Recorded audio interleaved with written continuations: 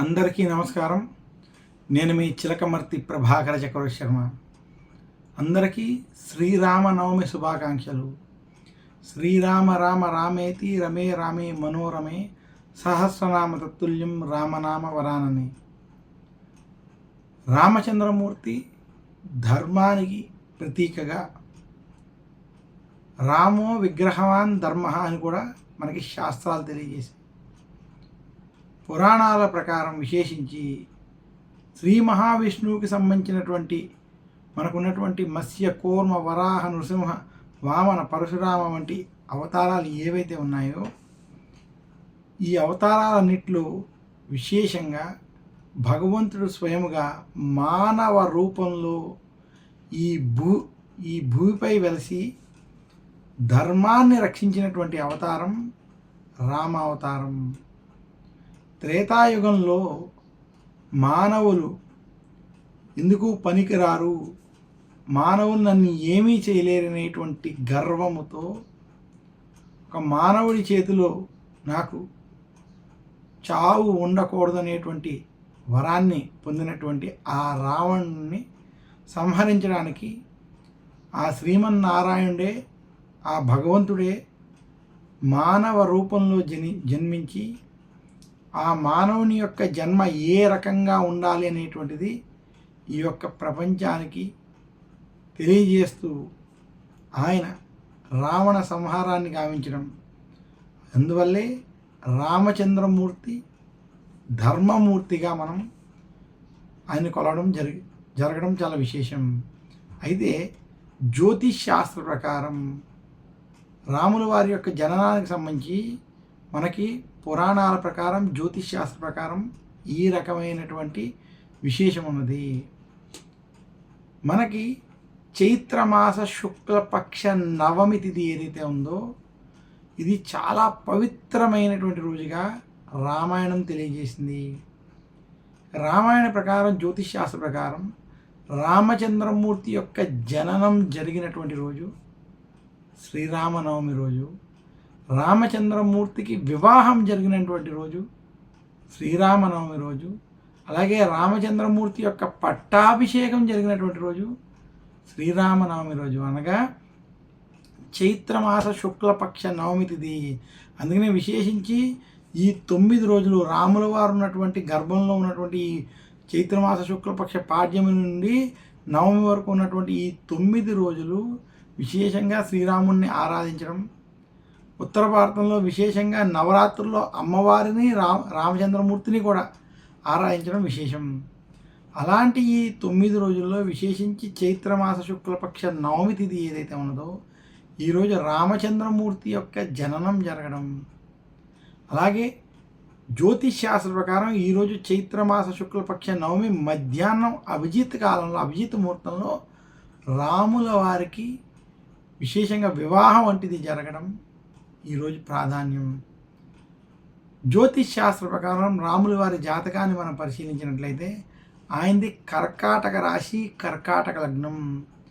లగ్నంలో గురు చంద్రులు ఉండగా, దశమంలో రవి బుధులు, విశేషించి దశమంలో మేషంలో సూర్యుడు ఉచ్చలో ఉండగా, రవి బుధులు కలిసినటువంటి బుధాదిత్య యోగం, లగ్నంలో గజకేసరి యోగం ఉండగా, అలాగే కళత్ర స్థానంలో కుజుడు ఉచ్చ స్థితిలో మకరంలో ఉండగా, ఇలా గ్రహాలన్నీ పూర్తిగా అనుకూల స్థితిలో ఉండగా, చంద్రుడు కర్కాటకంలో స్వక్షేత్రం, గురుడు కర్కాటకంలో ఉచ్చక్షేత్రం, రవి మేషంలో ఉచ్చక్షేత్రం, కుజుడు మకరంలో ఉచ్చక్షేత్రం, అలాగే శుక్రుడు వృషభంలో ఉచ్చక్షేత్రం, స్వక్షేత్రం, ఈ రకమైనటువంటి గ్రహస్థితి ఉండగా రాముల వారి యొక్క జననం జరగడం.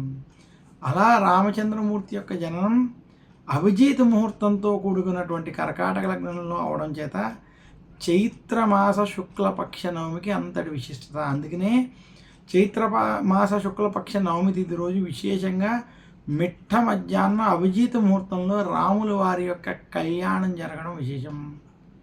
ఎవరైతే ఈ అభిజిత్ ముహూర్తంలో గనక రామచంద్రమూర్తి యొక్క కళ్యాణాన్ని జరుపుతారో, ఆ కళ్యాణాన్ని వీక్షిస్తారో, ఆ కళ్యాణానికి సంబంధించినటువంటి విశేషంగా పుణ్యవాచనం దగ్గర నుంచి ఆ కార్యక్రమంలో జరిగేటువంటి మహాసంకల్పాన్ని ఎవరైతే వింటారో వారి యొక్క పాపాలు నశిస్తాయని, పుణ్యం కలుగుతుందని శాస్త్రం. అందుకనే శ్రీరామనవమి రోజు విశేషించి ఉదయం రామాలయాలకు వంటి వాటికి వెళ్ళి దర్శించుకుని మధ్యాహ్నం రామచంద్రమూర్తి యొక్క కళ్యాణాన్ని, విశేషంగా కన్నుల పండగగా ఆ కళ్యాణాన్ని ఎవరైతే దర్శిస్తారో ఆ యొక్క కళ్యాణంలో జరిగేటువంటి తంతుని చూసుకుంటూ సంకల్పాన్ని కూడా చెప్పుకుని ఆ యొక్క కళ్యాణాన్ని వీక్షిస్తారో వారి యొక్క పాపాలు నశిస్తాయి. ఇంకా విశేషించి ఈరోజు సాయంత్రం చైత్రమాస శుక్లపక్ష నవమి రోజు సాయంత్రం రాముల వారి పట్టాభిషేకానికి సంబంధించినటువంటి రామాయణంలో ఉన్నటువంటి కథని ఎవరైతే చదువుకుంటారో వారికి రామచంద్రమూర్తి యొక్క అనుగ్రహం కలుగుతుందని శాస్త్రాలు తెలియజేస్తున్నాయి. ఇంతటి విశేషం ఉన్నది కాబట్టి శ్రీరామనవమి మనకి చైత్రమాసంలో వచ్చేటువంటి విశేషమైన అతి ముఖ్యమైన పండగగా తెలియజేస్తున్నాను. శ్రీరామనవమి రోజు ఏ వ్యక్తి అయినా ఎలాంటి పనులు ఆచరించాలి అంటే, శ్రీరామనవమి రోజు ప్రతి ఒక్కరూ తలస్నానాన్ని ఆచరించడం, పట్టు వస్త్రాలను ఆ రోజు ధరించడం, నూతన వస్త్రాలను ధరించడం. విశేషంగా ఈరోజు ఎవరైతే ఉపవాసాన్ని ఆచరిస్తారో, అంటే ఆవాసం అంటే భగవంతుడు రామచంద్రమూర్తికి దగ్గరగా ఉంటూ రాముల వారిని పూజిస్తూ రాముల వారికి సమర్పించినటువంటి వడపప్పు పానకం వంటి ప్రసాదాన్ని స్వీకరిస్తూ రాముల వారితోటే ఆవాసం ఎవరైతే చేస్తారో అటువంటి వారికి రామచంద్రమూర్తి యొక్క అనుగ్రహం కలుగుతుంది. విశేషంగా ఈరోజు రామాయణాన్ని చదవడం, అలాగే ఉదయం సమయంలో బాలకాండను విశేషంగా, మధ్యాహ్న సమయంలో శ్రీరాముల వారి కళ్యాణాన్ని విశేషంగా వీక్షించడం, కళ్యాణాన్ని వినడం, అందులో కళ్యాణంలో జరిగేటువంటి పుణ్యవాచనం, అలాగే రామచంద్రమూర్తికి వారికి ధరింపజేసేటువంటి యజ్ఞోపవేత ధారణ వంటివి, అలాగే భద్రాచల క్షేత్రంలో చేసేటువంటి విశేషమైనటువంటి సంకల్పం ఏదైతే ఉన్నదో అవి వినడం, రాముల వారికి ఆ సమయంలో పచ్చలతో తొడిగినటువంటి ఆ యొక్క ఆభరణాలు, చింతాకు పథకం వంటి సీతాదేవికి సమర్పించేటువంటి ఆ ఆభరణాలని వీక్షించడం, అక్కడ రామచంద్రమూర్తి 4 భుజాలతోటి ఉండడం, అలాగే అక్కడ ఉన్నటువంటి శంఖము చక్రము కూడా భరతుడు శత్రుఘ్నులుగా వారిని చూసి వారి యొక్క దర్శనాన్ని పొందడం, అలాగే లక్ష్మణస్వామి రామచంద్రమూర్తితో ఉన్నటువంటి లక్ష్మణస్వామిని చూడడం, అలాగే సీతమ్మ వారిని ఎదురుగుండా కూర్చోబెట్టి వారికి చేసేటువంటి కళ్యాణంలో జరిగేటువంటి ఆ యొక్క పూర్తి ఘట్టాన్ని కనుల ముందుగా చూడడం ఈరోజు చాలా విశేషం.